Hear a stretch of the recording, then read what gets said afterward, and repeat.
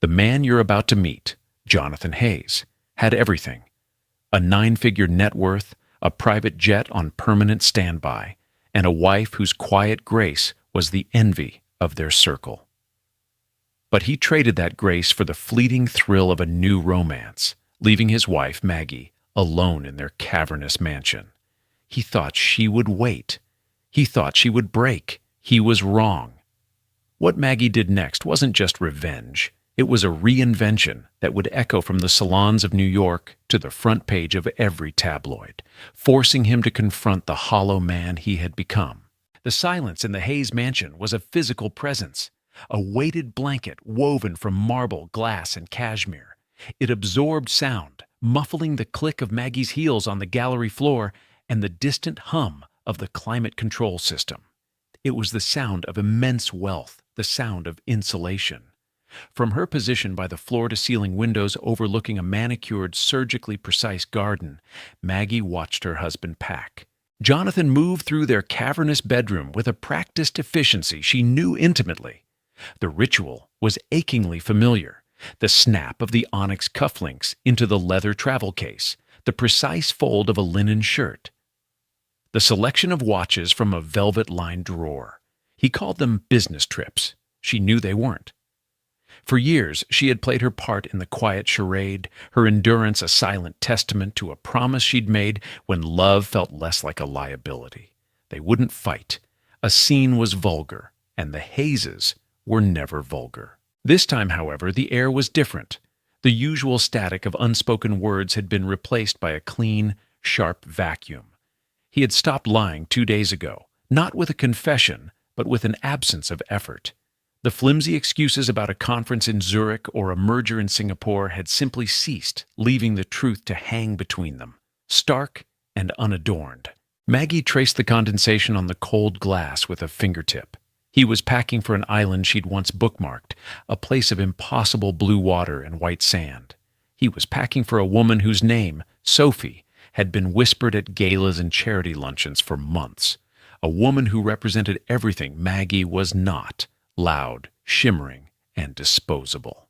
As if summoned by the thought, a shadow fell across the bedroom's gleaming threshold. Sophie Carter stood there, a vision in a canary-yellow sundress that felt like a deliberate provocation against the home's muted palette. She held a phone in her hand, her expression a careful blend of triumph and impatience. She didn't look at Maggie. Her focus was entirely on Jonathan, a silent claim staked in the doorway of their marriage. In that moment, something inside Maggie shifted. It wasn't a fracture. It was a setting, like a bone that finally clicks back into its proper place. The years of quiet accommodation, of mistaking endurance for strength, fell away. She saw Jonathan not as her husband, but as a man making a choice. She saw Sophie not as a rival, but as a symptom of a disease she was no longer willing to treat.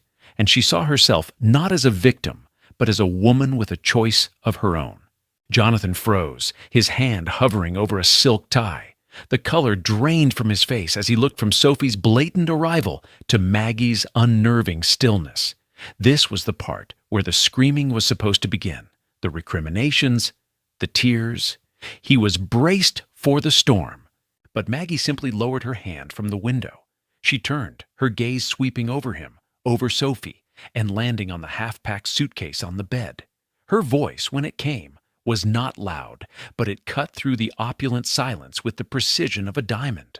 "Go!" The single word was not a plea. It was not an ultimatum. It was a release, an act of agency. It stripped him of his power to inflict more damage by staying, by lying, by forcing her to pretend. It told him that his decision had already been made, and she was simply acknowledging it. Jonathan stared, baffled by the absence of the script he'd anticipated. Sophie shifted uncomfortably in the doorway, her victory suddenly feeling hollow, unearned.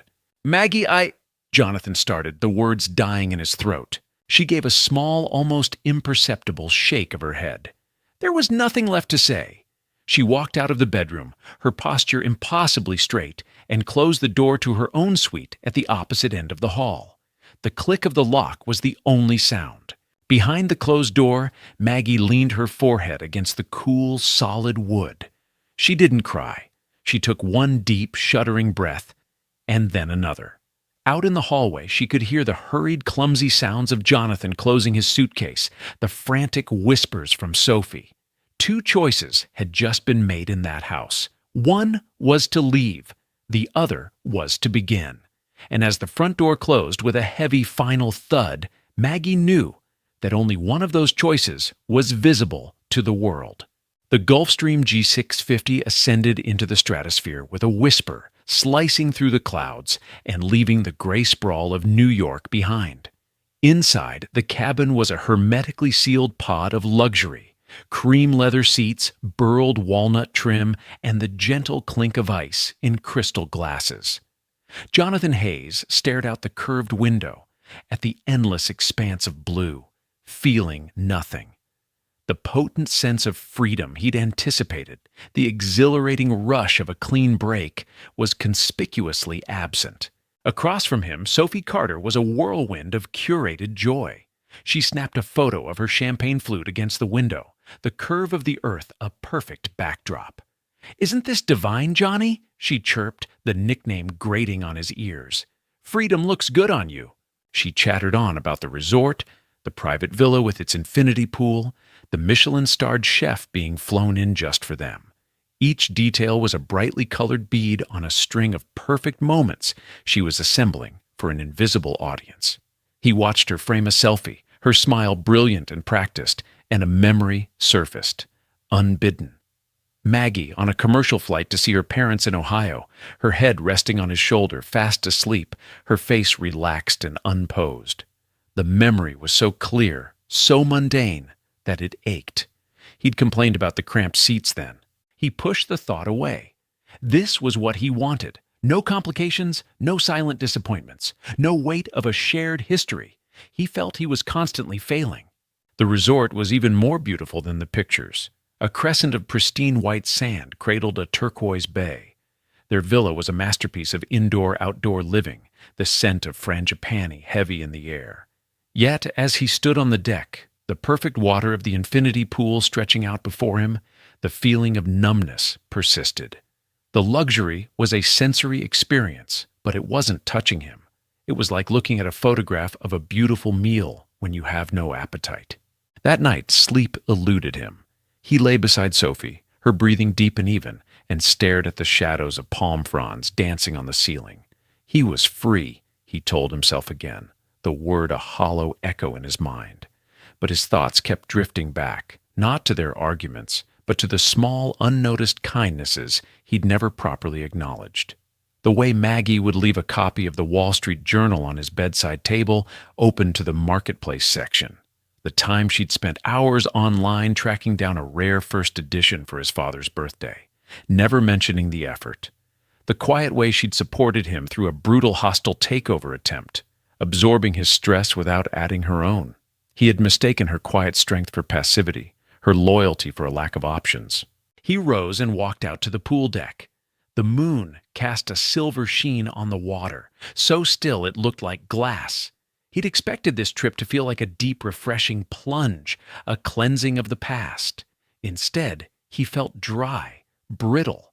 Sophie was a delightful distraction, a beautiful, high-gloss surface. But there was no depth to it, no shared language beyond the transactional vocabulary of pleasure and status.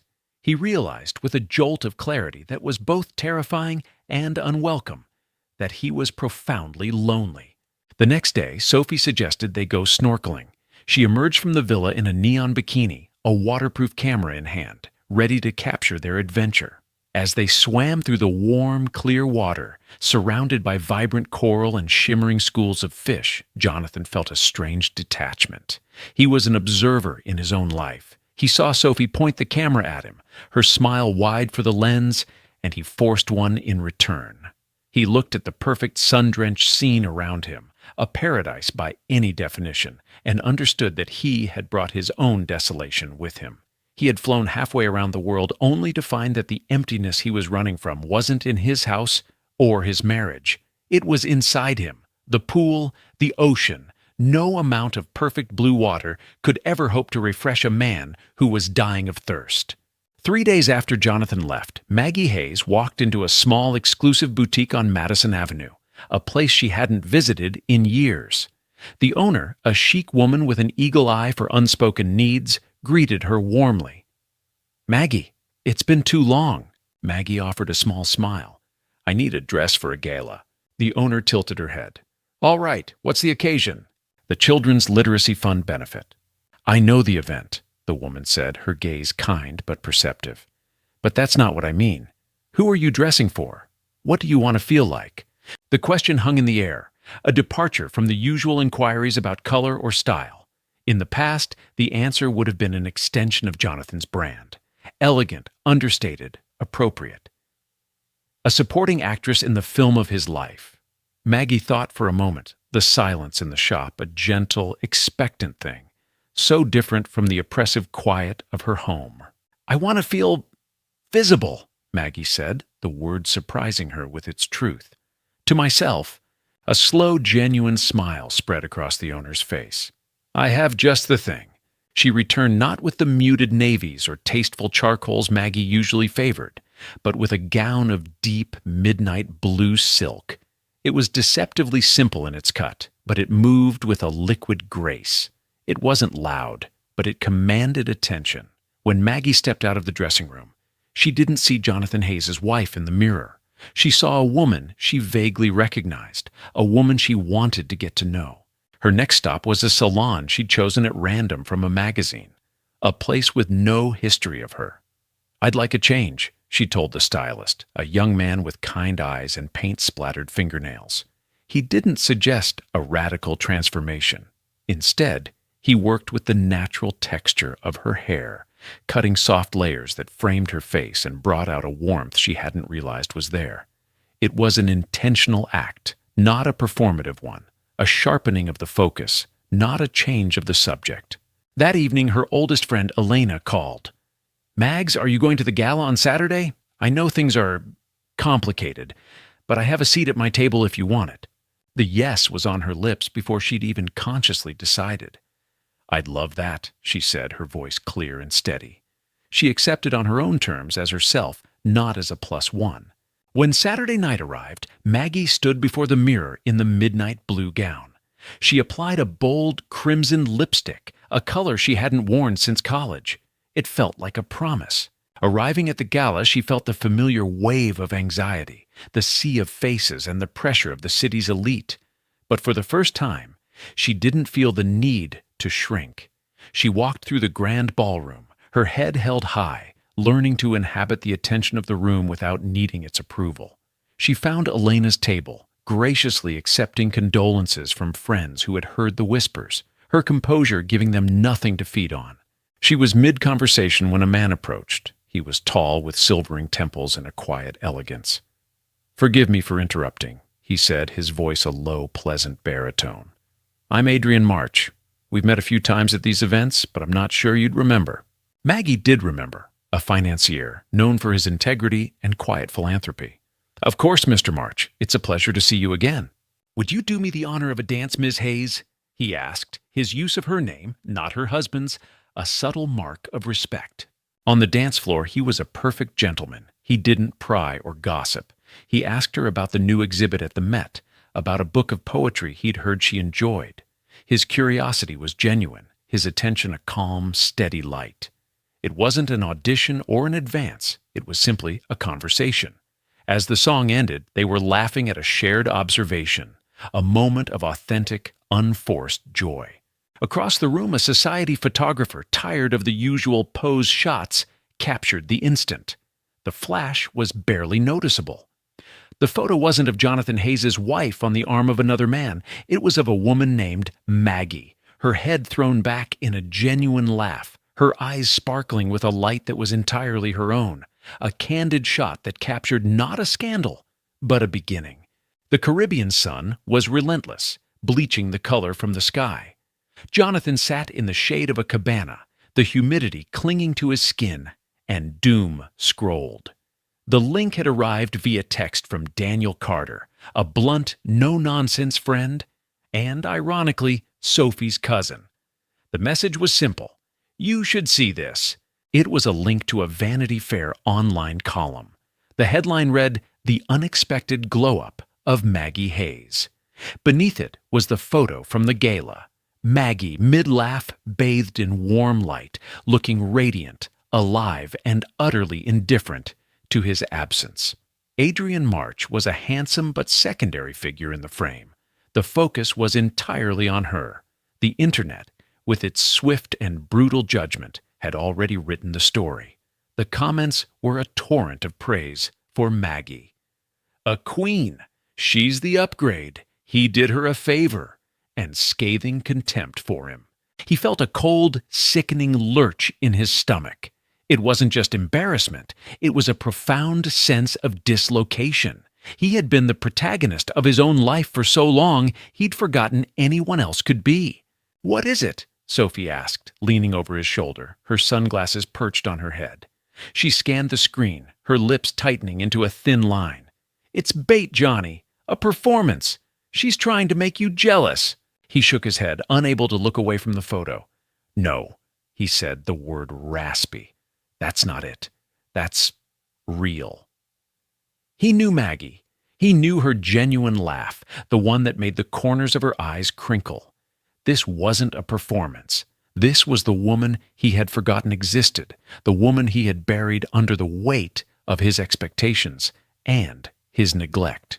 An unfamiliar panic clawed at him. He thumbed over to his messages and typed, "We need to talk." He sent it, his heart pounding. He watched the screen. Delivered. Read. And then nothing. He waited an hour, the silence stretching into an unbearable tautness. He called. It rang, then went to voicemail. Her voice, calm and professional, felt like a slap.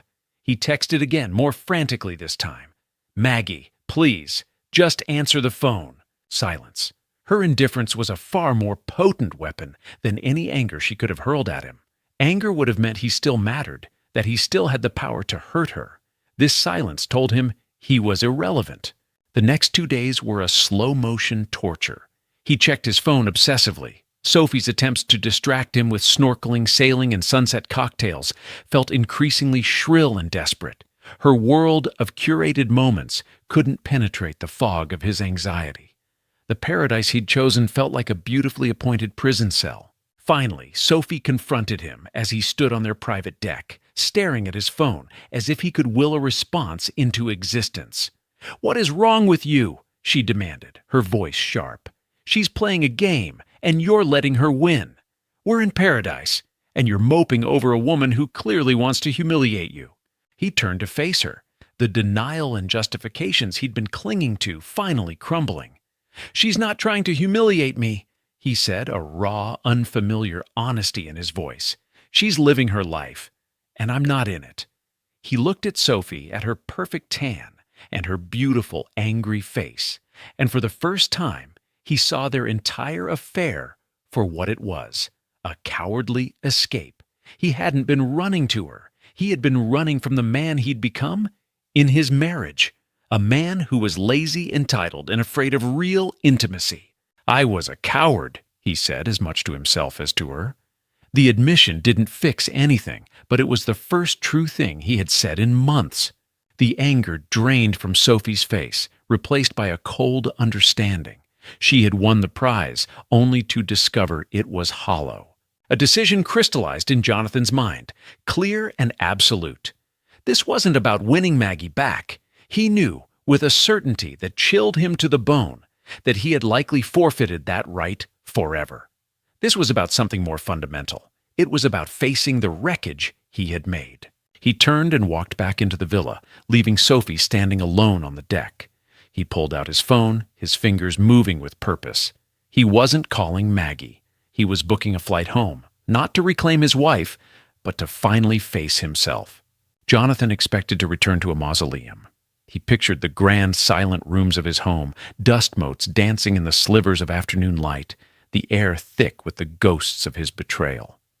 Instead, as his car pulled up the sweeping driveway, he was met with the warm glow of every light in the house being on, the sound of music, and the unmistakable murmur of dozens of voices. He stepped out of the car, his travel-worn suit feeling like a costume.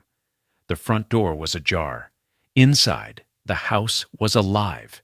It was filled with people, friends, artists, writers, people from the gallery world he barely recognized. The cold, cavernous space had been transformed. Where there was once a sterile, museum-like perfection, there was now the comfortable chaos of life.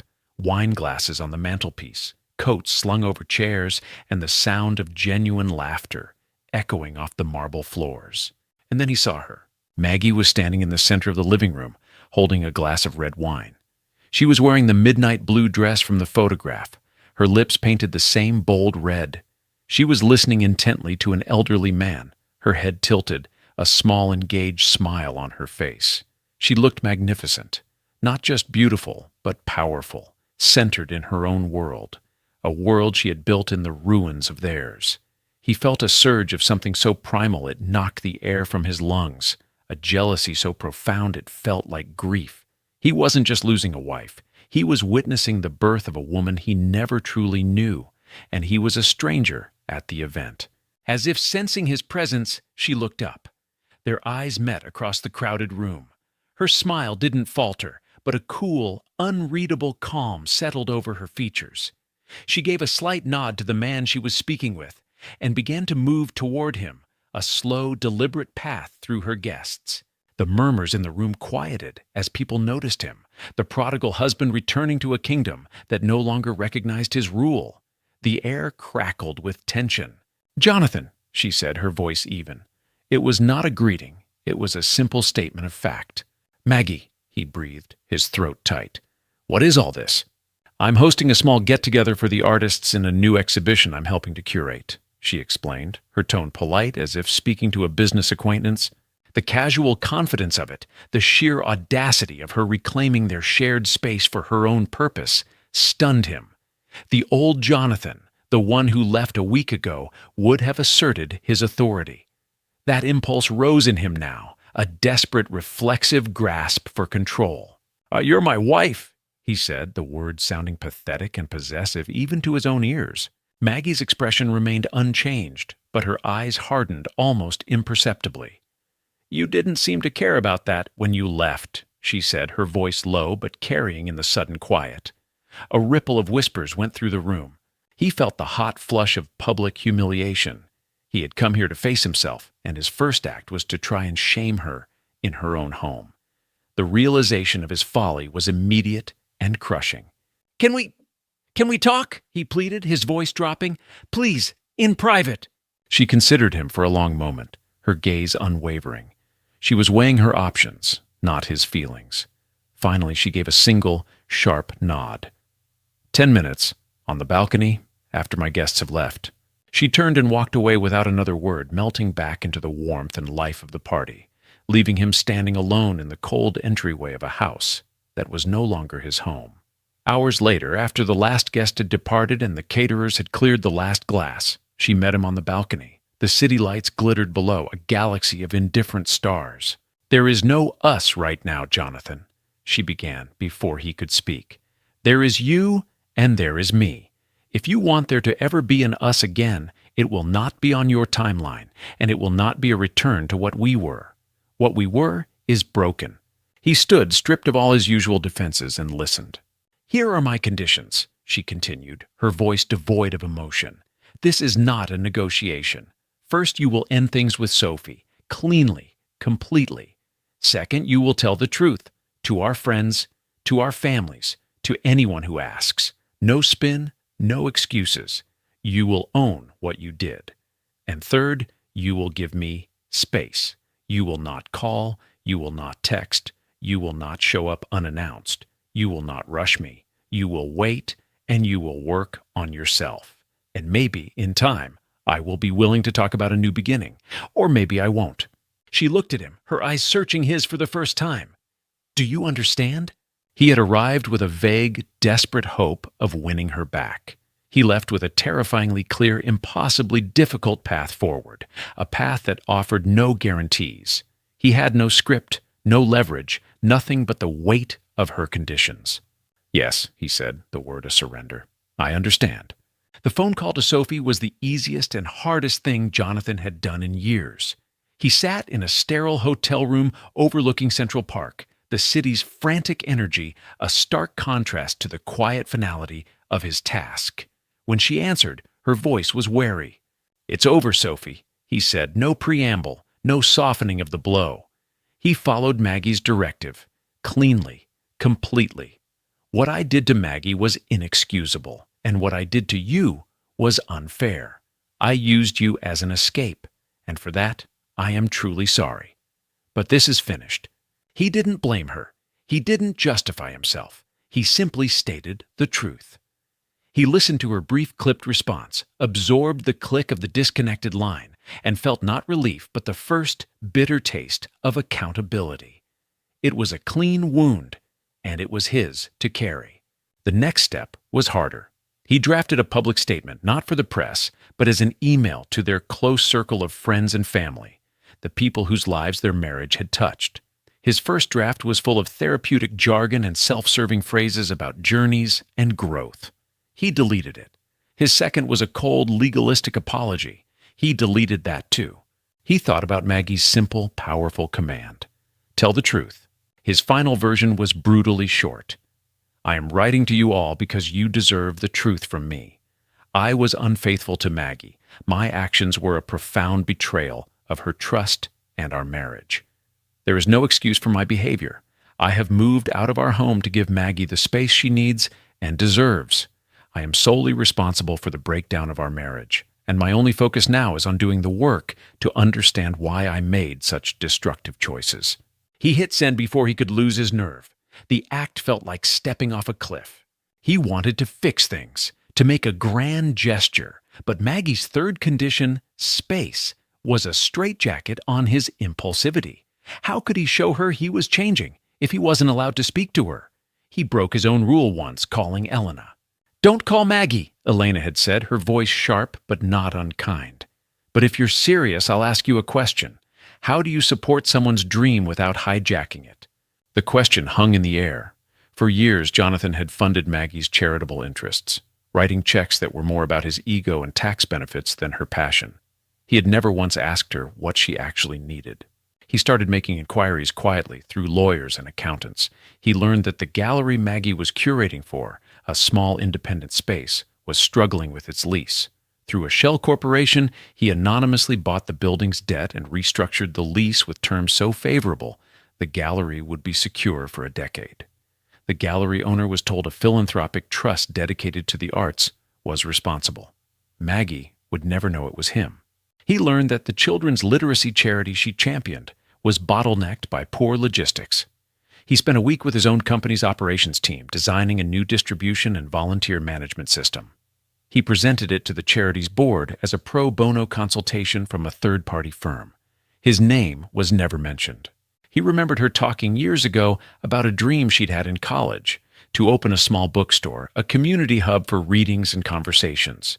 He found a perfect forgotten space on 73rd Street and had his real estate team acquire it, placing it in a trust with instructions to offer it to a promising female entrepreneur in the literary arts for a symbolic $1 per year rent. These were not promises. They were proof. They were quiet, invisible actions, done not for her praise, but for her flourishing. He also started therapy.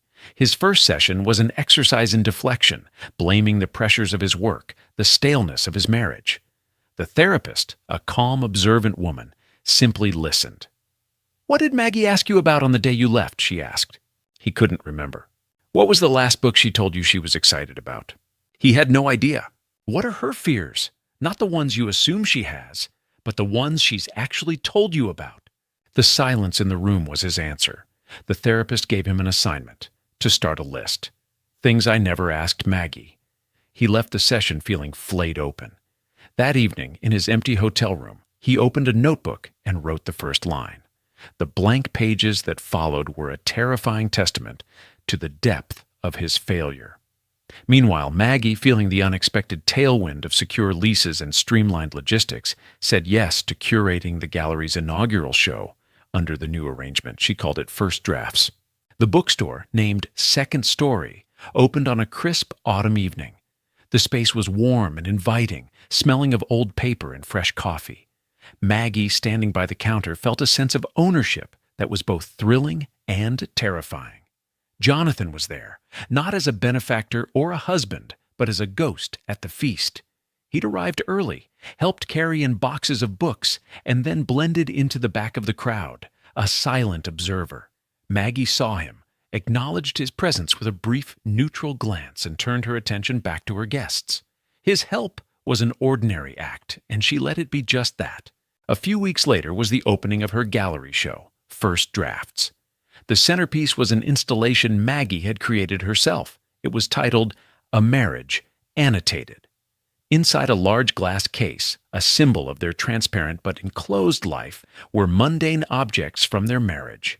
A tarnished silver tie clip, a chipped teacup, a dog-eared travel guide to Italy. Each object was accompanied by a small, typewritten card. The teacup's card read, "He never noticed it was cracked. I kept using it anyway." It was a devastatingly quiet, deeply personal exhibit.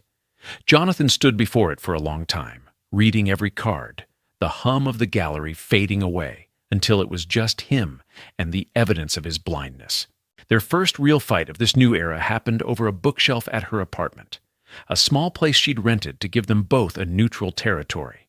He'd been helping her assemble it, and when a piece didn't fit, his old impatience flared. "This is ridiculous. The instructions are useless," he snapped, his voice sharp with frustration. The old Maggie would have shrunk, placated him. The new Maggie put down her screwdriver and looked at him calmly. "It's a bookshelf, Jonathan. Your anger is disproportionate to the problem." He froze. He saw the reflex in himself. Control, dominate, blame the external when the internal is frustrated. He took a deep breath, the therapy sessions echoing in his mind. "You're right," he said, the words feeling foreign but necessary. "I'm sorry. I'm frustrated with myself, not the shelf. Let's look at the diagram again, together." It was a small moment, a micro-reversal of a decade-long pattern. It was more significant than any grand gesture. He met Daniel Carter for a drink one night. "You're quieter," Daniel observed, swirling the whiskey in his glass. "I didn't know I had that setting," Jonathan admitted with a wry, tired smile. He was learning to listen more than he spoke, to ask questions rather than issue directives. They started couples therapy. The sessions were raw and difficult. Their therapist had them write unsent letters to each other, articulating the resentments and grief they had never spoken aloud. Reading them was excruciating, but it cleared the air, lancing wounds that had festered for years.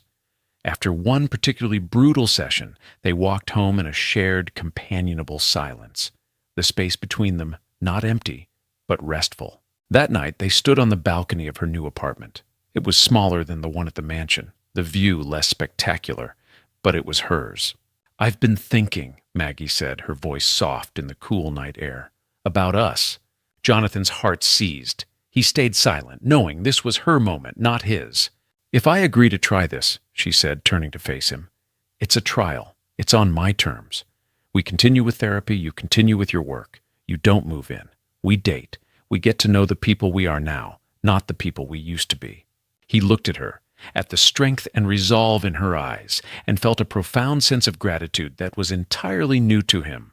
She was offering him not a pardon, but a chance. "I don't want to go back to what we were, Maggie," he said, his voice thick with emotion. "I want something better. I want to earn it." Maggie's second curated show at the gallery was titled Uncaptioned. The theme was trust. Each piece, a photograph, a sculpture, a minimalist painting, was presented without a descriptive plaque. The viewer was invited to bring their own interpretation, to trust their reading of the art without being told what to think. It was a quiet manifesto. Adrian March attended the opening. He greeted Maggie with a warm, friendly hug, his admiration for her work genuine. Jonathan, standing nearby, felt a familiar pang of jealousy, but it was a dull echo of its former self. He watched them talk. Two professionals, two friends. There was no charge, no threat. He walked over and extended a hand to Adrian. "Jonathan Hayes," he said. "Adrian March, a pleasure," Adrian replied, his handshake firm. "This is a remarkable show. Maggie has an incredible eye." "Yes," Jonathan agreed, looking at Maggie with an open, unpossessive pride. She does. The three of them stood together for a moment, a tableau of maturity and mutual respect. There were no triangles here, only adults navigating a complex reality. This, Jonathan realized, was what a healthy world looked like. Later in the evening, Elena, giving a small toast, raised her glass. "I'd also like to acknowledge the gallery's anonymous benefactor," she said, smiling at the crowd, "whose generosity has given this incredible space a new lease on life and allowed new voices to be heard." A few people glanced at Jonathan, but Maggie's gaze remained on Elena. When it was her turn to speak, she thanked the artists, the gallery staff, and her friends. She thanked the anonymous trust for its support. She did not single Jonathan out. His contribution was a part of her foundation now, not the centerpiece of her success. He had supported without hijacking, and she was honoring that by keeping his anonymity intact. As the last of the guests departed, snow began to fall, the first of the season. The fat, silent flakes swirled in the cones of the streetlights. They decided to walk home to her apartment, the city's noise muffled by the blanket of white. They didn't talk much. There was no need. Back in her apartment, she made tea. She brought out 2 mugs, and he recognized them as part of their old set. A simple, domestic ritual, acknowledged but not repeated in the same unthinking way as before. They sat on her sofa, warming their hands on the ceramic. On her mantelpiece sat a small, imperfectly shaped ceramic bowl she'd bought from one of the artists in the show. It was slightly asymmetrical, the glaze a little uneven. "I love that piece," Jonathan said. "Me too," Maggie replied. "The artist said she almost threw it out, but then she decided she liked that it refused to be perfect. It's not pretending." He knew she wasn't just talking about the bowl. Later, as he was getting ready to leave for his own apartment, she walked him to the door. He paused, his hand on the knob. He turned back to her, and she reached out, taking his hand. It wasn't a desperate clutch or a romantic gesture. It was a simple, parallel act. 2 hands, side by side, moving in the same direction. It was a micro-win, a quiet acknowledgement of the long, ordinary work they were doing. It was a beginning, uncaptioned. The months that followed were a montage of steady, unglamorous effort. Their shared calendar was marked not with lavish dates, but with therapy appointments. Jonathan's camera roll, once filled with pictures of extravagant vacations and business triumphs, was now populated with photos of the stray cat that hung around the bookstore. Pictures he would text to Maggie with simple, funny captions. Donations were made to her causes, always from the anonymous trust, never with his name attached. There were stumbles. During one tense discussion, he felt the old defensive anger rise in his chest. But this time, he recognized it. He stopped mid-sentence and said, "Hold on! I'm reacting from my ego! Let me try that again!" The apology was immediate, the course correction transparent. It wasn't about being perfect, it was about being present. The real test came on a rainy Tuesday in March. It was the night of the bookstore's 1-year anniversary party, an event Maggie had poured her heart into. That same afternoon, a crisis erupted at Jonathan's firm. A server farm had gone down, threatening a multi-billion-dollar deal.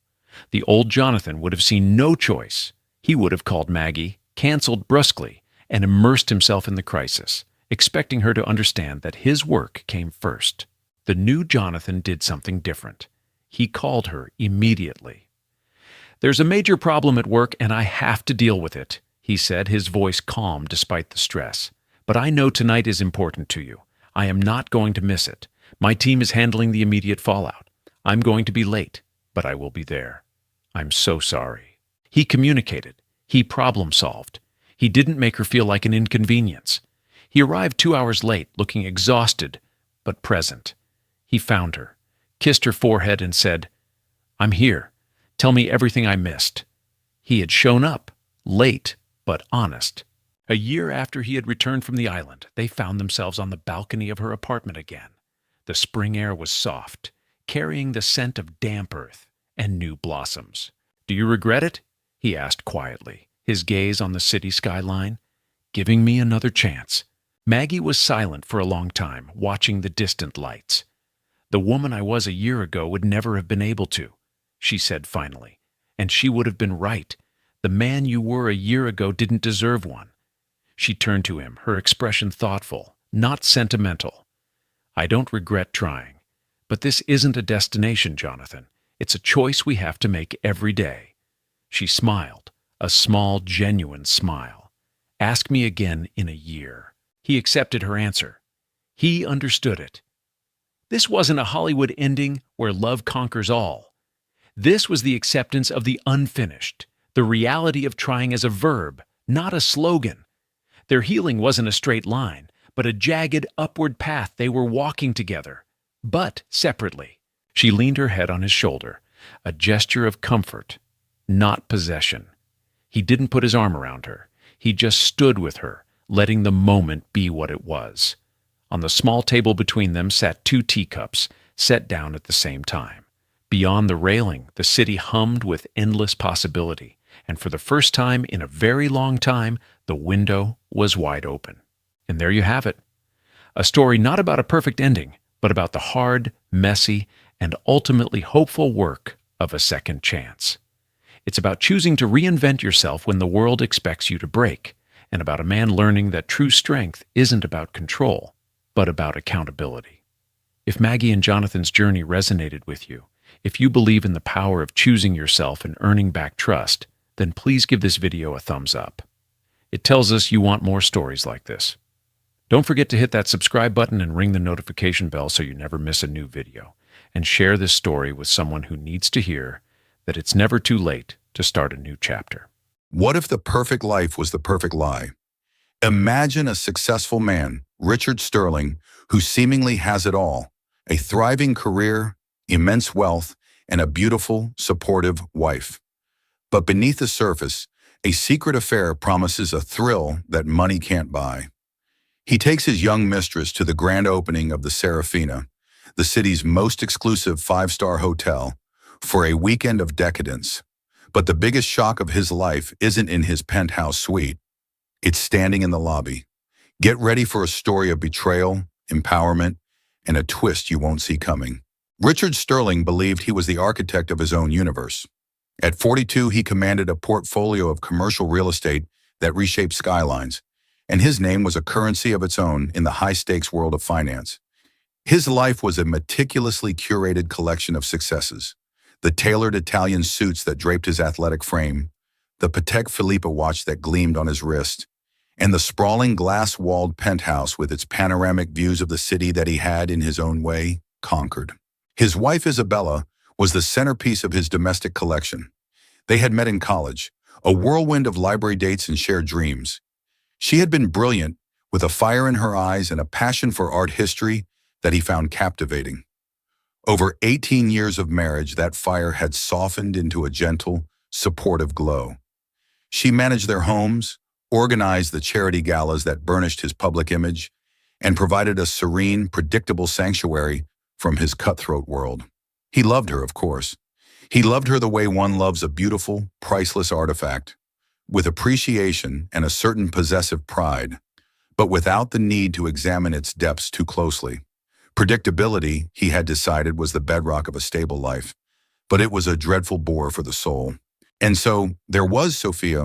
Sophia Dubois was 26, a whirlwind of impulsive laughter, ambitious energy, and the kind of unbridled admiration that Richard's ego craved like a drug. She was an intern at a rival firm, sharp and hungry, and she looked at him not as a husband or a settled man, but as a titan of industry, a force of nature. With her, he wasn't just Richard Sterling, the man who discussed catering menus with his wife. He was Richard Sterling, the legend. Their affair had been a tightly controlled inferno for the past 6 months. Clandestine dinners in dimly lit restaurants and stolen afternoons in boutique hotels far from their usual circles. Tonight was different. Tonight was a statement. "Are you sure about this, Richard?" Sophia's voice was a breathy whisper against his ear as his driver navigated the sleek black sedan through the glittering city traffic.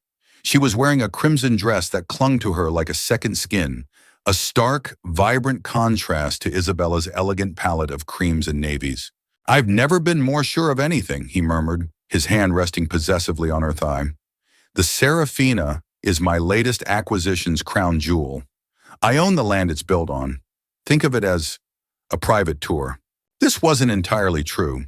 He didn't own the hotel itself, but his company held the master lease on the prime downtown parcel, a detail too mundane to share.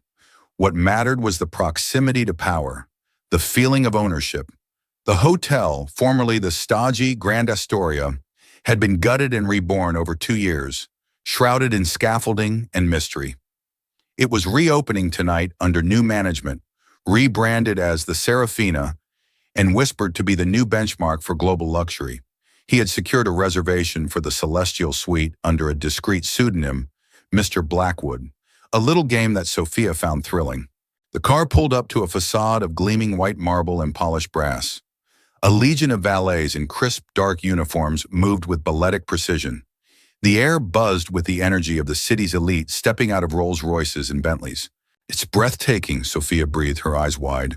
"Only the best," Richard said, the words a familiar mantra. He enjoyed showing her this world, seeing its splendors reflected in her awestruck gaze. It reaffirmed his own status. With Isabella, such displays were unnecessary.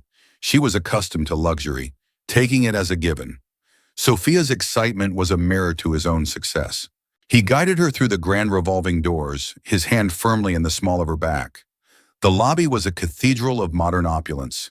A soaring 3-story atrium was dominated by a cascading crystal chandelier that looked like a frozen waterfall of diamonds. The floors were a seamless expanse of Italian marble, and the air carried a bespoke scent, a subtle, expensive mix of bergamot, oud, and leather.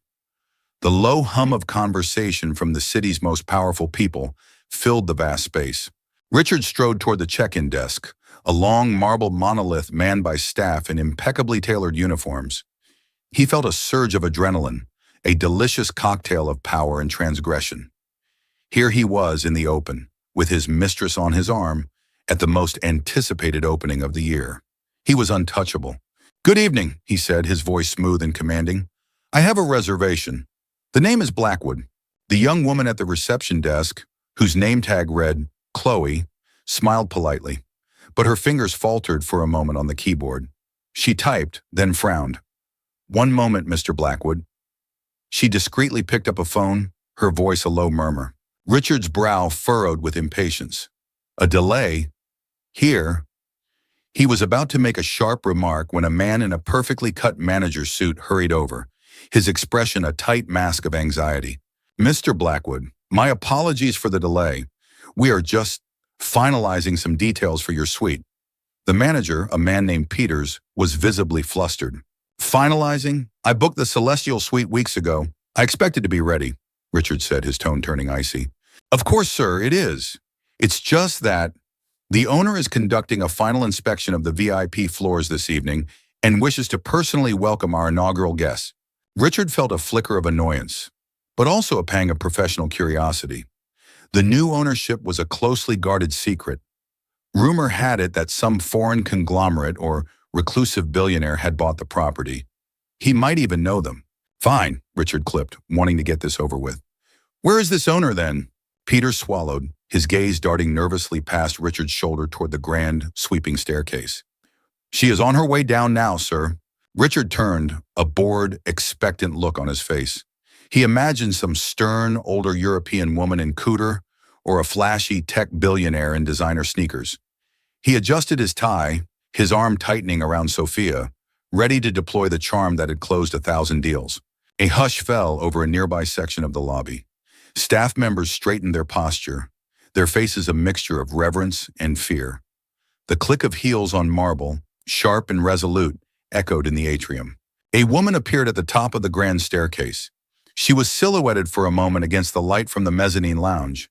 She was tall, poised, wearing a tailored midnight blue pantsuit that was the epitome of power and grace.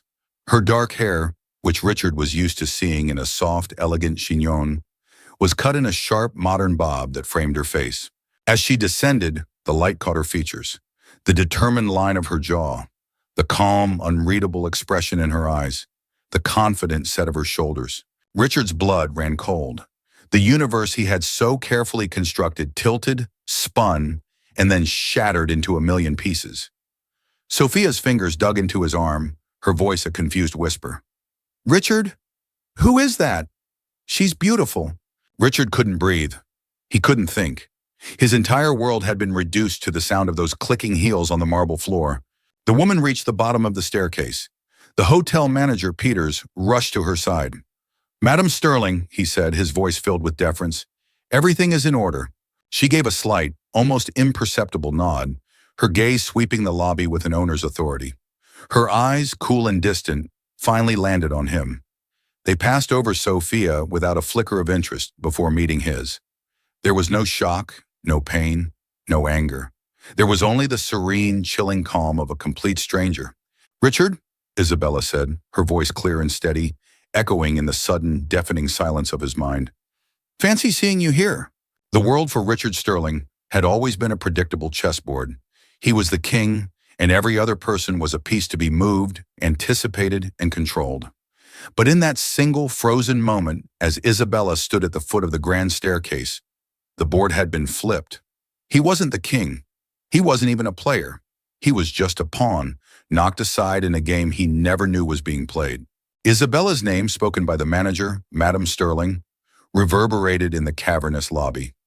It was a name he had bestowed upon her, a name he thought defined her in relation to him. Now she had redefined it. It was a title, a brand, a seal of absolute authority. Sophia's grip on his arm was vice-like.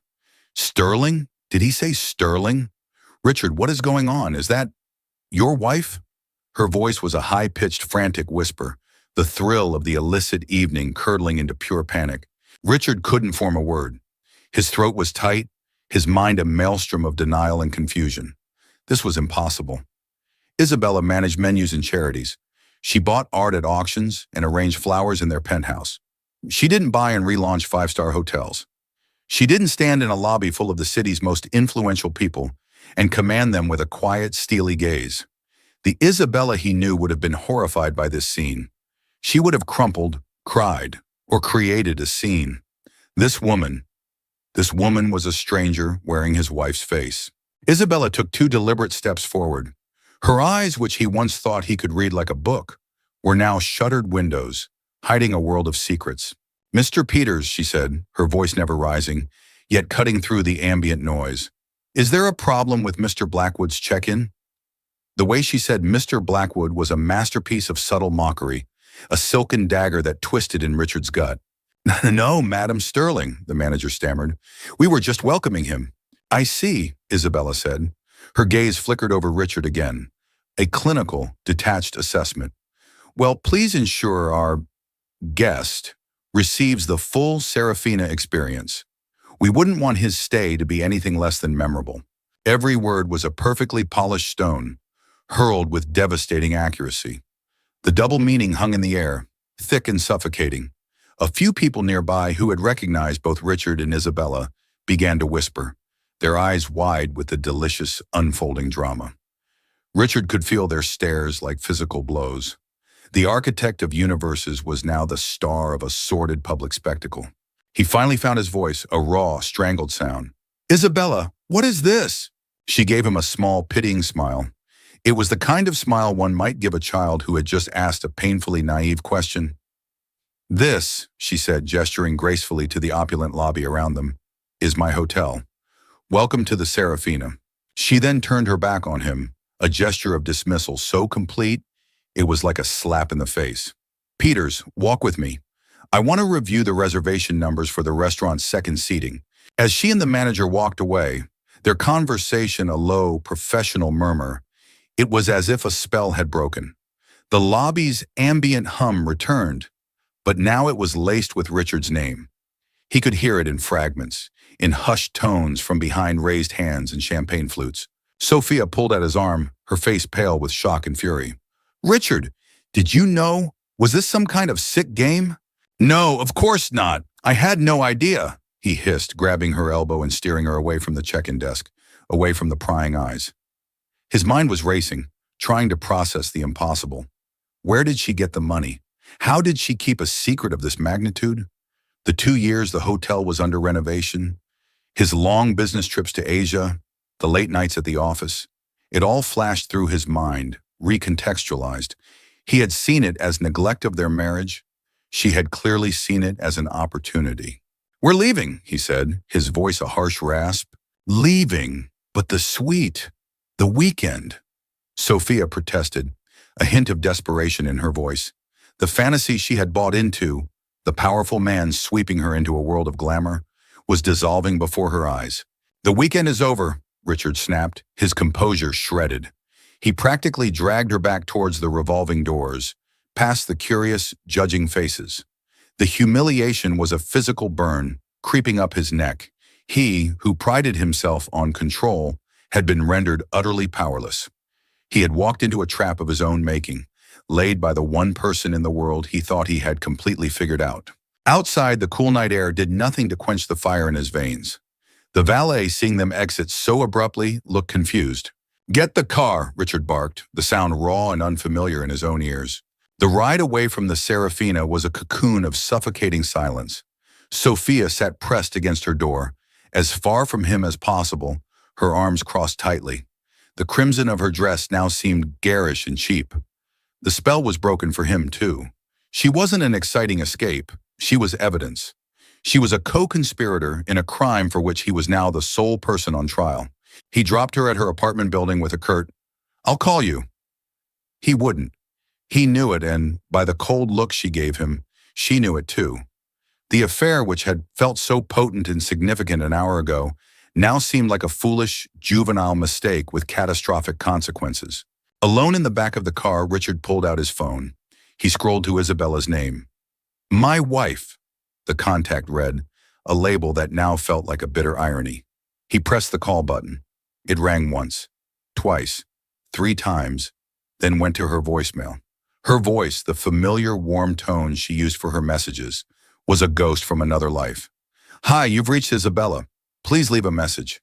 He hung up without speaking. He tried again, voicemail, and again, voicemail. He slumped back against the leather seat, the city lights blurring past the window. He had always seen himself as the sun in their marital solar system, with Isabella a quiet, steady planet in his orbit. He now realized he had been catastrophically wrong. He wasn't the sun.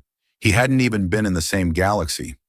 While he had been playing with sparks, she had been building a supernova, and he had just flown directly into its heart. The serene woman he had left in his penthouse that morning was gone. In her place was a formidable stranger, and Richard Sterling, for the first time in his adult life, was utterly, terrifyingly afraid. The elevator ride to the penthouse was an ascent into Richard's personal hell. The polished chrome doors reflected a distorted version of him, a man disheveled, his tie loosened, his face a mask of disbelief and rage. The silence of the empty apartment was the next assault. It was usually filled with soft music or the distant comforting sounds of Isabella moving through the space. Tonight it was a cavernous, echoing void. He stalked through the living area, his footsteps unnaturally loud on the polished hardwood floors. Everything was exactly as Isabella had left it. A book of Renaissance poetry lay on the side table, a silk bookmark peeking out from its pages. A vase of white orchids, perfectly arranged, stood on the console table. It was a scene of serene domesticity, a diorama of the life he thought he had, and it now felt like a meticulously crafted stage set for a play whose final, shocking act had just unfolded. He poured himself a generous measure of scotch, the amber liquid sloshing in the crystal tumbler. The liquor did nothing to dull the sharp edges of his humiliation. He replayed the scene in the lobby over and over. Isabella's poise, her cutting, precise words, the pitying smile. It wasn't the reaction of a woman scorned. It was the reaction of a CEO closing a hostile takeover. She hadn't been emotional. She had been strategic. His anger warred with a terrifying confusion. How? The sheer scale of it was incomprehensible. Buying and renovating a hotel like the Grand Astoria into the Serafina would have cost hundreds of millions of dollars. Isabella had family money, yes, but it was old money, tied up in trusts and managed conservatively. It was respectable, but not nearly enough for a project of this magnitude. He handled their primary finances. He saw the statements. He would have known. He pulled out his laptop, his fingers flying across the keyboard. He logged into their joint accounts, scanning the statements, searching for any massive transaction, any clue. There was nothing. Just the usual, predictable flow of money, household expenses, charity donations, her personal allowance, an allowance he gave her, a fact that now seemed laughably absurd. Frustrated, he slammed the laptop shut. He was looking in the wrong place. The game had been played on a level he hadn't even been aware existed. He paced the length of the penthouse, the glittering city lights outside mocking him. He had always been the one with the secrets, the one who moved silently through a world Isabella didn't understand. He thought of their last anniversary, just a few months ago. He had taken her to Paris for a weekend. He'd booked their favorite suite at the George V, bought her a ridiculously expensive diamond necklace, and felt a magnanimous sense of pride in his own generosity. He remembered her being quieter than usual, a little distant. He had attributed it to tiredness from the flight. He sank onto the plush sofa, the Scotch glass heavy in his hand. He remembered her asking him about the old Astoria property during a dinner conversation. "Did you hear the Astoria is finally being renovated?" she had asked, her tone casual, conversational. "It was such a beautiful building. I hope they do it justice." "It's some faceless corporation," he had replied dismissively, more interested in his steak. "They'll probably strip the character out of it and turn it into another glass box. I hold the land lease, but they haven't consulted me on a single thing." He had said it with a hint of annoyance, offended that his unoffered expertise was being ignored. The memory was chilling. She had been probing him, gathering information, right under his nose. Her innocent question had been a masterful piece of reconnaissance. How many other conversations had there been like that? How many of his self-important monologues about his deals, his challenges, his victories, had she listened to, not as a supportive wife, but as a rival studying her opponent's playbook? The woman he had married, the fiery art history student, had not disappeared. He had just stopped looking for her. He remembered their early days living in a tiny apartment, fueled by cheap wine and ambition. She had worked at a small art gallery to support them while he was getting his first company off the ground. She had a keen eye, not just for art, but for value, for potential. She was the one who had encouraged him to take his first big risk, to buy a dilapidated warehouse that everyone else overlooked. That warehouse had become the cornerstone of his empire. He had forgotten that woman. In his ascent, he had remade her in his mind into something that suited his new life. An elegant accessory, a passive partner. He had boxed her in, labeled her, and stored her away. And all the while she had been quietly, patiently, brilliantly plotting her escape. His phone buzzed on the table. He snatched it up, his heart leaping. It was Sophia. "Are you going to tell me what the hell is going on? My phone is blowing up. People saw us." He stared at the message, a wave of disgust washing over him. Disgust for her, for the situation, but mostly for himself. The thrill of their affair was gone, replaced by the sordid reality of the mess it had created. Sophia was no longer an escape. She was a liability, a loose thread that threatened to unravel the last vestiges of his public dignity. He typed back a terse reply. "Lay low. Don't talk to anyone. I will handle it." Handle it? He couldn't even handle the silence in his own home. He walked into their shared bedroom. The king-size bed was perfectly made. On her nightstand was a framed photo of the two of them, taken years ago on a trip to Italy. They were young, smiling, their arms wrapped around each other, the future an open, sunlit road before them. Looking at it now, he felt like he was mourning a stranger. He opened her closet.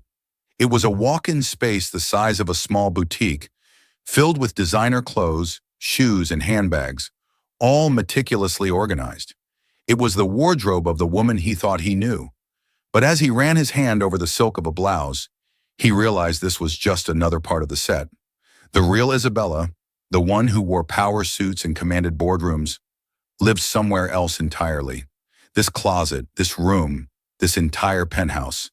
It was her gilded cage, and she had flown out of it, leaving the door wide open for him to see just how trapped he truly was. While Richard was rattling around his cage of glass and steel, Isabella Sterling was in her true element. Her office, situated on the top floor of the Serafina, was nothing like the soft, feminine spaces she inhabited at the penthouse. It was a study in controlled power. Walls of smoked glass offered a god's eye view of the city, Richard's penthouse a distant glimmer among the constellations of light. The furniture was minimalist and bespoke, A massive oak desk, sleek leather chairs, and a single, dramatic abstract painting on one wall, a swirl of deep blues and defiant golds. Isabella stood before the window, a tablet in her hand, scrolling through the opening night's performance metrics. Occupancy rates, restaurant revenue, social media mentions, everything was exceeding projections. Yet there was no triumphant smile on her face, only a quiet, focused intensity. The scene in the lobby had not been an act of spontaneous revenge. It had been a calculated, unavoidable move in a long and complex strategy. Her second-in-command, David Chen, entered the office without knocking. He was a sharp, impeccably dressed man in his late 30s, with a calm demeanor that masked a razor-sharp intellect. He had been her investment advisor for 5 years and was one of the few people in the world who knew the real Isabella Sterling. He placed a cup of jasmine tea on her desk. "The Raptors are circling," David said, his voice even. "The city's top gossip columnist just called my office, wanting a comment on Richard's unexpected appearance." "And you told her?" Isabella asked, not turning from the window. "That the Serafina is delighted to welcome all distinguished members of the community, and that we cannot comment on the private affairs of our guests." "Perfect," she said. "Let them speculate. It's free publicity." David studied her for a moment. "Are you all right, Isabella?" Seeing him like that, she finally turned, her expression unreadable. "I'm fine, David. It was necessary. Richard only understands one thing: power. He needed to see, unequivocally, that the power dynamic has shifted." Her journey to this moment had begun not with anger, but with a slow, creeping invisibility. For years, she had been Richard's shadow, his echo. She had poured her own formidable intelligence into his life, scouting properties for him under the guise of casual interest, vetting his business partners at dinner parties, and acting as his unpaid, unacknowledged strategist. She had done it out of love, believing they were a team. The realization that he saw her not as a partner, but as a beautiful piece of decor, had been a slow, painful awakening. The catalyst had been a letter that arrived 2 years ago from a law firm in Geneva. Her great-aunt Elspeth, a woman she had only met a few times as a child, had passed away. Elspeth had been the family eccentric, a brilliant investor who had quietly built a fortune by breaking all the rules. She had never married, never had children, and had seen a kindred spirit in the bright young Isabella she had met decades ago. The letter informed Isabella that she was the sole heir to an estate valued at just over $500 million. The news had been a seismic shock. Her first instinct was to tell Richard to share the incredible windfall. They could do anything, go anywhere. But she hesitated. The timing coincided with the beginning of his dismissiveness, the first whispers she'd heard of his indiscretions. A cold, pragmatic voice in her head, a voice that sounded remarkably like her great-aunt Elspeth, urged caution. So she had opened a private account in Switzerland. She hired David Chen, recommended by Elspeth's lawyers, a man whose loyalty was to his client, not her husband. And she had started to watch and to listen. She didn't need a private investigator, not at first. Richard was arrogant, and arrogant men are careless. A credit card statement for a hotel he wasn't supposed to be at. A lingering trace of an unfamiliar, cloying perfume on his jacket. The way he guarded his phone. The evidence was a trail of breadcrumbs leading to a truth she had long suspected but had refused to see. The pain was sharp, a profound betrayal that hollowed her out. But beneath the pain, the fire she thought had long been extinguished rekindled. It was the fire of the ambitious girl who had graduated top of her class, the one who saw the world as a canvas of possibilities. The inheritance wasn't just money, it was freedom, it was ammunition. She decided she wouldn't just leave Richard. That was too simple. He had made her feel small and invisible. She would build something so large, so visible, so undeniably hers, that he would never be able to overlook her again. Her gaze had fallen upon the old Grand Astoria. It was a landmark, faded and neglected, but with magnificent bones. And in a stroke of beautiful irony, Richard's company held the land lease. It was the perfect target. With David's help, she formed a shell corporation, Serafina Holdings, registered in Delaware. They navigated the complex purchase of the hotel from its retiring owners, a deal conducted entirely through lawyers and proxies. Richard had been so consumed by a massive project in Shanghai at the time, He'd barely noticed the sale of a relic on his own turf. He had mentioned it in passing, annoyed that the new owners hadn't sought his counsel. Isabella had simply nodded and murmured something sympathetic. For 2 years, her life had been a masterclass in deception. Her charity work was trips to Milan to meet with designers for the hotel's interiors. Her art-buying trips were meetings in Paris with Michelin-starred chefs she was poaching for the restaurant. She studied architecture, finance, and hotel management with a ferocious intensity, absorbing information like a sponge. The long hours Richard was away with his mistress, Isabella was on construction sites, wearing a hard hat over her Hermes scarf, making decisions that involved millions of dollars. David had been her rock, her co-conspirator. He admired her brilliance and her nerve. "This is the most audacious thing I've ever been a part of," he had told her once. "Audacity," she had replied, "is simply ambition that others are too timid to comprehend." Now, standing in her office, the plan had come to fruition. But it was no longer just about Richard. In the process of building the Serafina, she had rebuilt herself. The hotel was a reflection of her own taste, her own standards, her own resilience. "Richard will try to retaliate," David warned, bringing her back to the present. "He'll look for leverage. He'll scrutinize every contract, every permit." "Let him," Isabella said, a flicker of steel in her eyes. "I hired the best lawyers, the best accountants. Every single detail of this enterprise is ironclad. My great-aunt did not build her fortune by being careless, and neither have I." She picked up her tea, her hand perfectly steady. "Richard's world is built on the idea that he is the smartest person in any room. It's an assumption that has made him very rich and very vulnerable. He never thought to look over his shoulder because he never believed anyone was capable of catching up, especially not me." She took a sip of tea, the taste clean and calming. The real work was just beginning. Building the hotel was the easy part. Now she had to dismantle a marriage, and in doing so, finally, completely set herself free. 3 days after the disastrous opening night, Richard received an email. It was not from Isabella's personal account, but from her new executive assistant. The message was brief and devoid of any emotion, stating that Ms. Sterling would grant him a meeting at 10 a.m. the following day in her office at the Serafina. The formality of it was another calculated jab. He was being summoned. He spent the next 24 hours in a state of suspended animation, oscillating between white-hot fury and a gnawing, unfamiliar fear.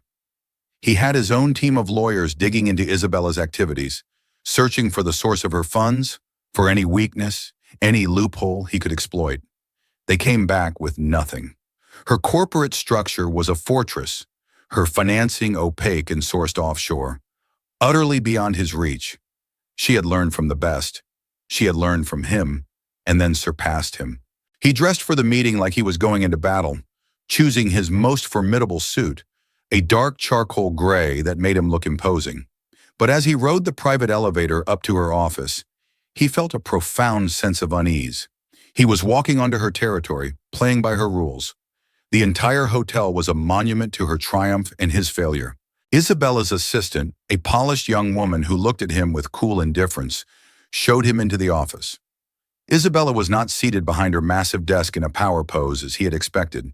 Instead, she stood by the floor-to-ceiling windows, looking out at the city. She didn't turn when he entered. "You wanted to see me, Richard?" she said, her voice calm and even.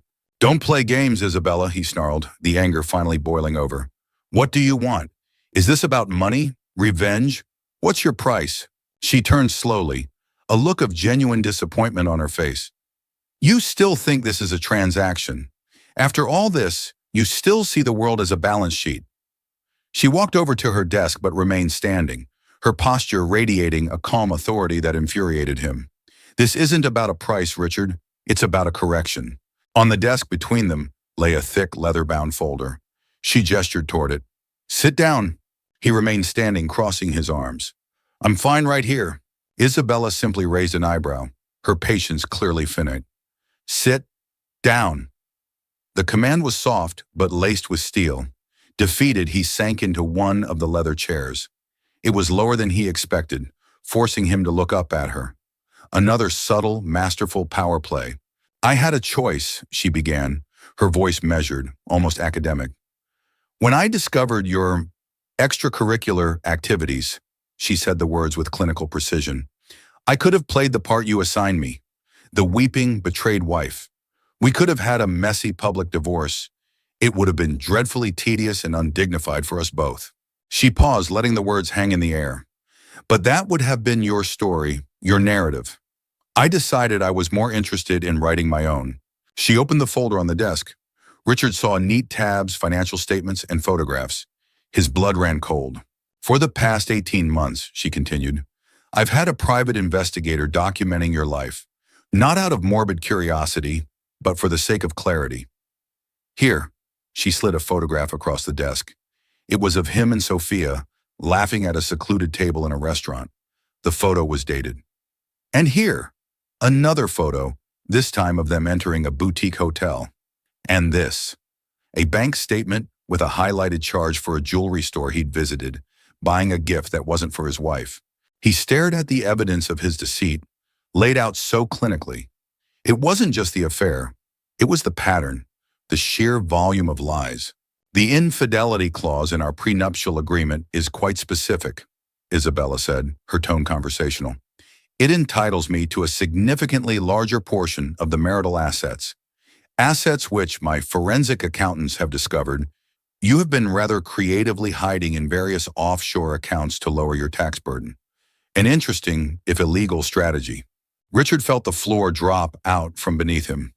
You wouldn't I? Her smile was thin and dangerous. Richard, you have fundamentally misunderstood me for nearly 2 decades. Let me be clear. I am not interested in ruining you. I am interested in a clean break, a disentanglement. She pushed a sheaf of papers across the desk. A divorce settlement. This is my offer. It's more than fair. It leaves you with your company, your primary assets, and your dignity, assuming you have any left. You will walk away from our marital properties, the penthouse, the house in the Hamptons. They are mine. You will sign over your shares in 2 joint ventures, which I helped you strategize. In return, this folder, she tapped the leather binder, disappears. The IRS is never alerted to your creative accounting. The gossip columns never receive a single photograph. Your affair with Ms. Dubois remains your private, tawdry little secret. He was speechless. It wasn't a negotiation. It was an ultimatum. She had him cornered, checkmated from every possible angle. She had anticipated his every move, his every weakness, and used it against him. She had used his own tactics, meticulous research, overwhelming leverage, and a cold, emotionless execution. Why, he finally managed to ask, the question a raw whisper. Why go to all this trouble? Why build all this? For the first time, a flicker of genuine emotion crossed her face. It wasn't anger, but a deep, profound sadness. Because you made me invisible, Richard. You took the vibrant, ambitious woman I was, and you put her in a beautiful box, and you only took her out when she matched the decor. I didn't build this to punish you. I built it to find her again. I had to become someone you could not ignore, just to remember who I was. The raw honesty of her words hit him harder than any photograph or financial statement. He looked at her, truly looked at her, and saw the woman from their tiny apartment, the one with fire in her eyes. The fire was back, but now it was a controlled, focused flame that could forge steel or burn his world to the ground. You have 24 hours to have your lawyer look this over, she said, her voice returning to its business-like tone. If you try to fight me, if you try to drag this out, I will take everything. Not because I need the money, but because I will not allow you to turn my new life into a circus. The choice is yours. Now, if you'll excuse me, I have a hotel to run. She turned and walked back to the window, her back to him. The meeting concluded. Richard sat there for a long moment, the papers heavy in his hand. He had walked in expecting a fight. He had walked out with the terms of his surrender, dictated by a woman he thought he knew, but had never understood at all. He had lost more than a wife. He had lost a war he never even saw coming. The 24 hours Isabella had given him passed in a blur of legal jargon and impotent rage. Richard's lawyer, a bulldog of a man named Frank, confirmed his worst fears. Isabella's settlement offer wasn't just fair. It was, as Frank put it, a goddamn gift. She could gut you, Richard, Frank said, his voice grim over the phone. The evidence of infidelity is ironclad. The financial irregularities she's found, That's not just a divorce court problem. That's a federal problem. Sign the papers. Take the deal and walk away before she changes her mind. Signing those papers was the most difficult thing Richard had ever done. Each stroke of the pen felt like he was signing away a piece of himself, dismantling the empire he had built. He was left with his core company, Sterling Properties, but he was stripped of the lifestyle that had defined him. The penthouse, the Hamptons estate, the art collection, they were all Isabella's now. He was a king exiled from his own kingdom. The news of the divorce broke a week later, framed in a joint press statement as an amicable separation. But the city's elite were not fools. The story of Richard's appearance at the Serafina with a young woman on his arm had already leaked, whispered in exclusive clubs and over society lunches. The official narrative wasn't fooling anyone. Richard Sterling had been publicly and spectacularly dethroned. The fallout was immediate and brutal. Confidence in his world was everything. It was the invisible currency that closed deals and moved markets. And Richard's confidence was shattered. It showed in his meetings. His voice, once so commanding, now had a hesitant edge. His focus, once laser sharp, was now scattered. He would find himself staring out of his office window, his own view now seeming diminished, wondering what Isabella was doing in her sleek office across town. A major institutional investor, a pension fund he had been courting for months for a new downtown development project, pulled out at the last minute. The official reason was market volatility, but Richard knew the truth. The fund's notoriously conservative director, a man who valued stability above all else, no longer saw Richard as a safe bet. He was a man embroiled in a scandal, a man who had been outmaneuvered by his own wife. He was a risk. The loss of the deal was a multi-billion-dollar blow, not just to his finances, but to his ego. It was the first major professional failure of his career, and it felt inextricably linked to his personal one. His relationship with Sophia, which he had tried to keep on ice, finally fractured. She called him, her voice a mix of panic and accusation. "Richard, I'm being ostracized," she cried. "The internship I was hoping for at Peterson and Croft. The offer was rescinded. No one will even take my calls.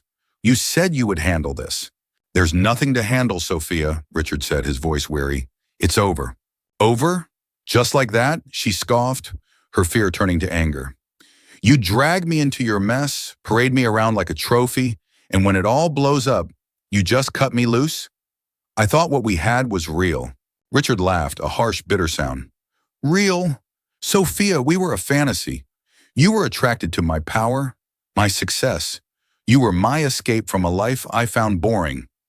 None of it was real." He realized as he said it that he was also describing himself. His entire life had been a carefully constructed fantasy of power and control. Their conversation ended in a storm of insults and recriminations. When he hung up the phone, he felt nothing. No sadness, no regret. Just a vast, hollow emptiness. The affair, which had once felt so vital, now seemed like a cheap and tawdry sideshow. He moved out of the penthouse and into a corporate apartment, a sterile, impersonal space with generic furniture and no character. It felt like a hotel, but without the luxury or sense of purpose. He was living in limbo. The silence was deafening. He would come home at night to an empty apartment and the hum of the refrigerator. There were no orchids, no poetry books, no trace of the life he had so carelessly discarded. One evening, unable to bear the quiet, he found himself driving aimlessly through the city. On an impulse, he drove past the Serafina. The hotel was a beacon of light and activity. A line of black cars was queued up outside. Figures in beautiful clothes moved behind the large glass windows of the lobby. It was a world of glamour and success, a world that was thriving without him, a world his wife had built. He parked across the street and just watched. He saw Isabella exiting the hotel, laughing with David Chen. She looked radiant, energized, completely in her element. She wasn't wearing one of her soft, domestic outfits. She was in a sharp, elegant black dress, looking every bit the CEO. She looked happy, genuinely happy. A profound, soul-crushing realization washed over Richard. He hadn't just lost a wife or a fortune. He had lost the opportunity to know the incredible woman he had been married to. He had been so busy building his own pedestal that he never thought to look down and see the giant she was becoming right at his feet. His arrogance, his ego, his constant need for more. It had all blinded him. He drove back to his empty apartment. The image of her happy, confident face burned into his mind. He poured a scotch, but this time he didn't drink it. He just stared at it, the amber liquid a symbol of the empty indulgences he had filled his life with. He had reached the pinnacle of success, only to find himself utterly alone at the top, in a kingdom of one. He had not just been outplayed, he had unraveled. And for the first time, he wondered if there was anything left of the man he once was to put back together. The months following the divorce were a slow, arduous education in humility. Richard's world had shrunk. The expansive, global stage on which he had operated was gone, replaced by the four walls of his office and the sterile confines of his corporate apartment. The sycophants who had once surrounded him had vanished, drawn away by the gravitational pull of newer, brighter stars. He was left with a skeleton staff of loyal employees and the stark reality of his diminished empire. The unraveling had forced him to take stock. With the loss of the big pension fund deal, Sterling Properties was vulnerable. He had to sell off two major assets to maintain liquidity, a painful process that felt like amputating limbs. But with each sale, with each step back from the precipice of ruin, something unexpected happened. A weight he didn't even know he was carrying began to lift. He was no longer chasing the next spectacular deal, the next skyline-defining tower. He was forced to focus on smaller, more manageable projects. A historic building renovation in an up-and-coming neighborhood, a boutique office development. These projects required a different kind of skill set, not brute financial force, but attention to detail, collaboration, and a genuine connection to the community. He started visiting the construction sites himself, not as a distant overlord, but as a participant. He learned the names of the foremen, argued over blueprints, and felt the satisfying grit of drywall dust on his hands. He was building again, but this time it felt different. It felt real. One Saturday afternoon, seeking an escape from his apartment, he found himself walking through a part of the city he hadn't visited in years. He passed a small, independent art gallery, tucked away on a quiet side street. He remembered Isabella dragging him here once, early in their marriage. He had been impatient, bored, eager to get to a dinner reservation. On an impulse, he went inside. The gallery was quiet, filled with natural light. The exhibition was of a young, local landscape painter. The canvases were raw, powerful depictions of the rugged coastline north of the city. Richard walked through the space slowly, actually looking at the art. He was struck by one painting in particular, a stormy sea crashing against dark, jagged rocks. It was violent and chaotic, but in the distance, a sliver of light was breaking through the clouds. It resonated with the turmoil inside him. "It's magnificent, isn't it?" Richard turned. The gallery owner, a woman in her 60s with kind eyes, was smiling at him. The artist captures the duality of nature, its fury and its hope. He found himself talking to her, not as Richard Sterling, the real estate mogul, but just as a man in an art gallery.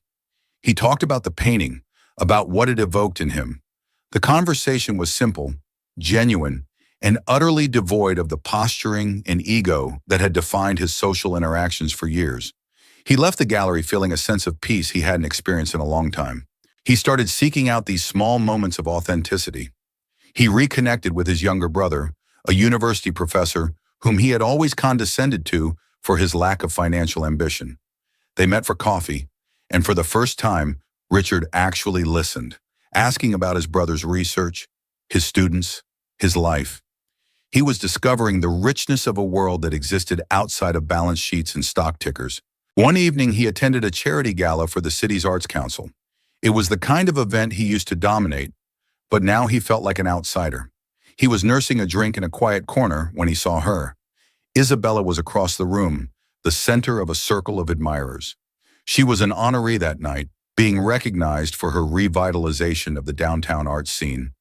A project anchored by the Serafina, which now housed a permanent gallery for local artists. She looked incredible, poised, confident, and radiating a genuine passion as she spoke. David Chen stood nearby, watching her with a look of immense pride and affection. A year ago, the sight would have filled Richard with a possessive, jealous rage. Tonight, he felt something entirely different.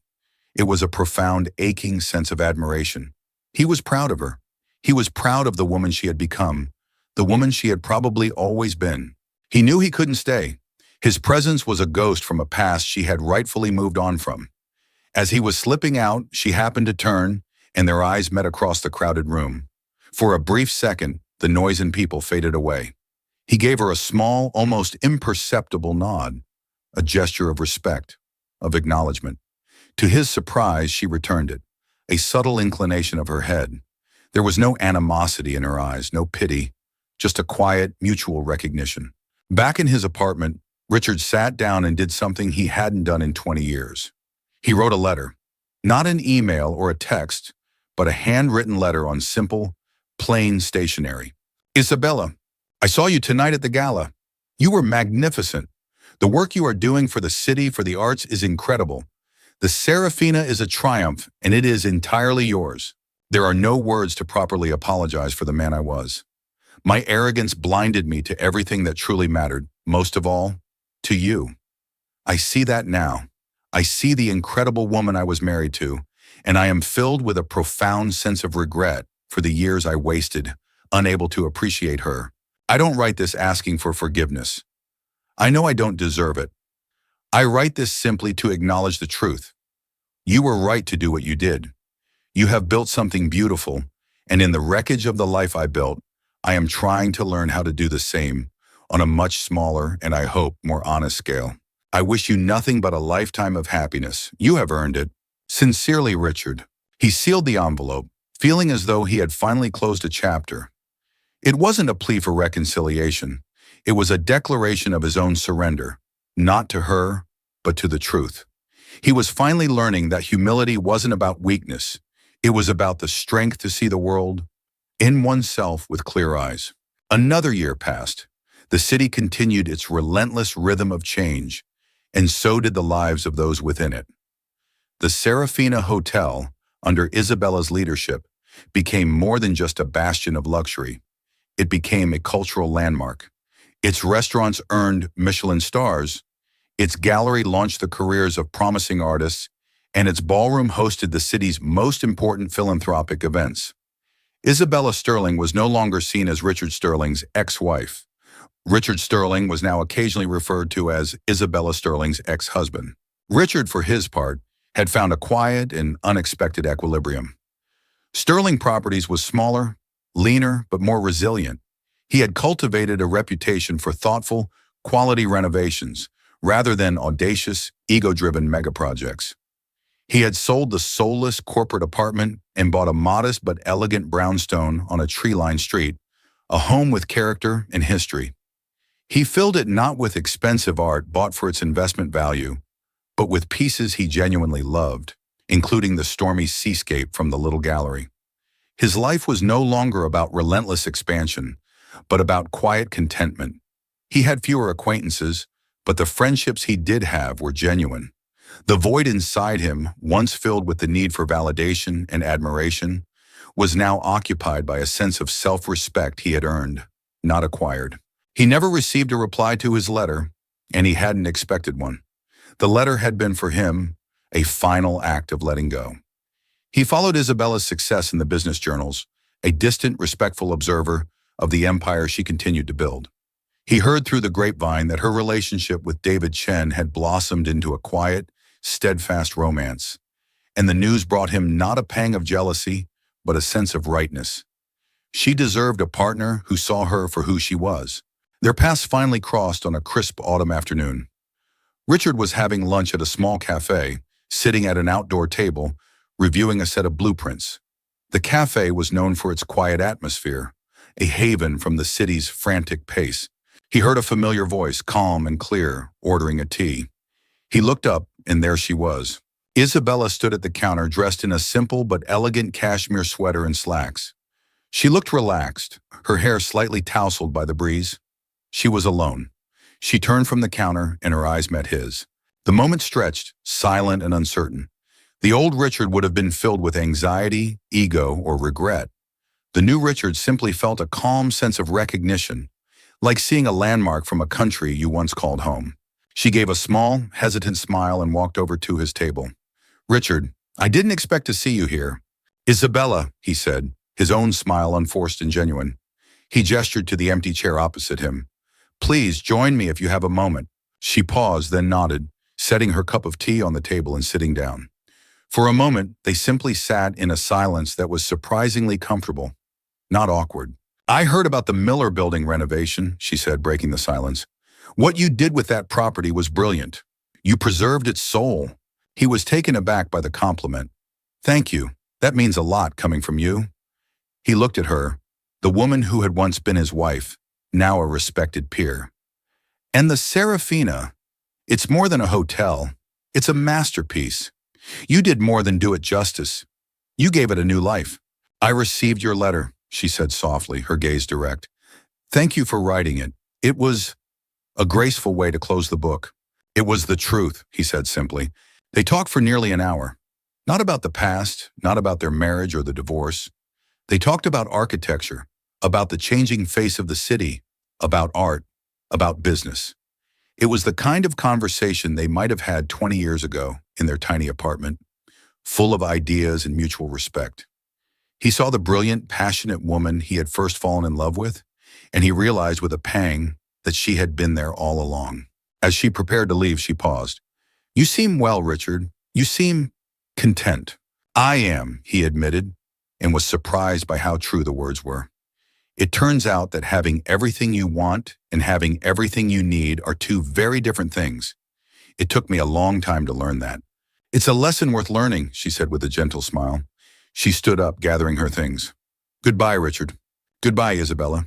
He watched her walk away, a woman of grace, power, and substance, her own person in every sense of the word. There was no lingering bitterness, no sense of what might have been.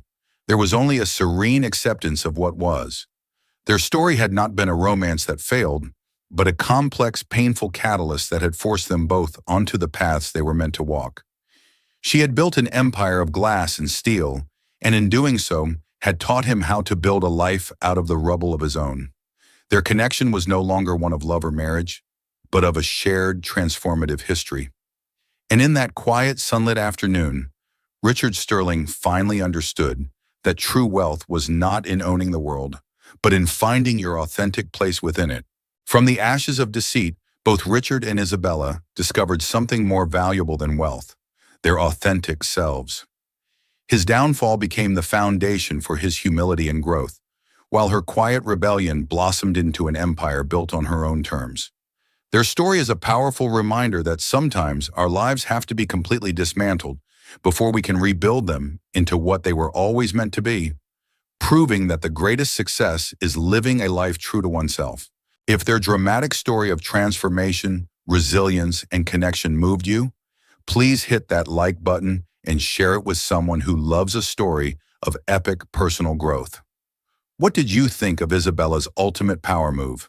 Let us know in the comments below. And don't forget to subscribe and turn on notifications for more romantic fiction novels that will keep you on the edge of your seat.